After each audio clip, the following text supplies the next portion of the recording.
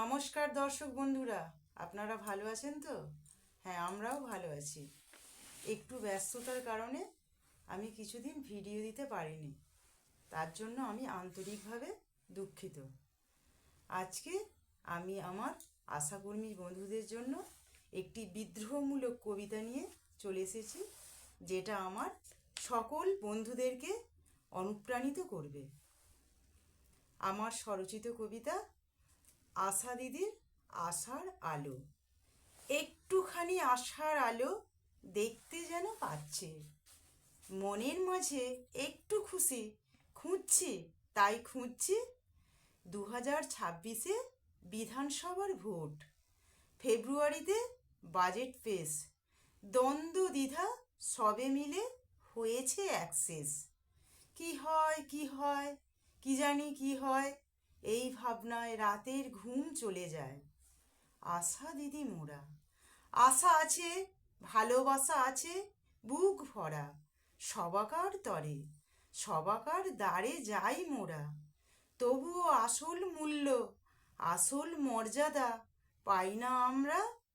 একেবারে তৃণমূল স্তরে ঘুরি, কত কিছু কাজ করি, তার খবর রাখে কি আমাদের এ সরকার?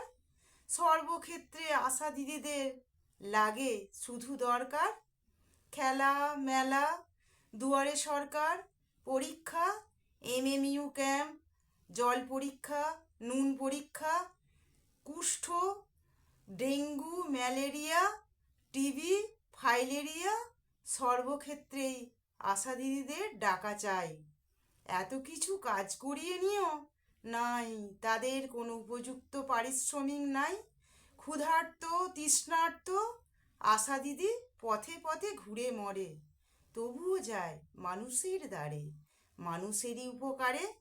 জন্ম থেকে মৃত্যু, নবজাতক শিশু, বয়ঃসন্ধি যুবা, গর্ভবতী, প্রসূতি, 30 বছরের ঊর্ধ্ব ব্যক্তি, সকলেই থাকে তাদের কাজের তালিকায়। আশা দিদি যে মানুষ, তাদেরও যে পরিবার আছে, ছেলে মেয়ে স্বামী সংসার আছে, তাদের ভুলে যেতে হয় বারে বার। আর ঊর্ধ্বতন কর্তৃপক্ষ ঠান্ডা ঘরে বসে একটার পর একটা প্ল্যান কষে, কাজের বোঝা চাপিয়ে দেয় বারবার।